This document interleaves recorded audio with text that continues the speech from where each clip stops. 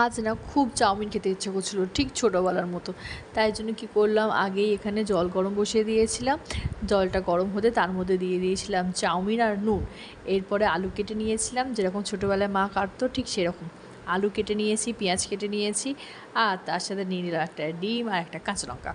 এরপরে যে চাউমিনটা সিদ্ধ হয়েছিল সেটার মধ্যে একটু সর্ষের তেল বা রিফাইন তেল, যেই তেল হোক দিবে, দিয়ে ওটাকে জলটা ঝরিয়ে নিলাম। তারপরে কড়াতে একে একে রিফাইন তেল বা সর্ষের তেল যেটা হোক দেবে, তারপরে আলু, পেঁয়াজ, কাঁচা লঙ্কা, নুন আর হলুদ দিয়ে ভালো করে ভেজে নিয়ে তারপরে একটু সাইড করে ওর মধ্যে যে তেলটা এক্সেস থাকবে সেই তেলের মধ্যে একটা ডিম ছেড়ে দিলাম।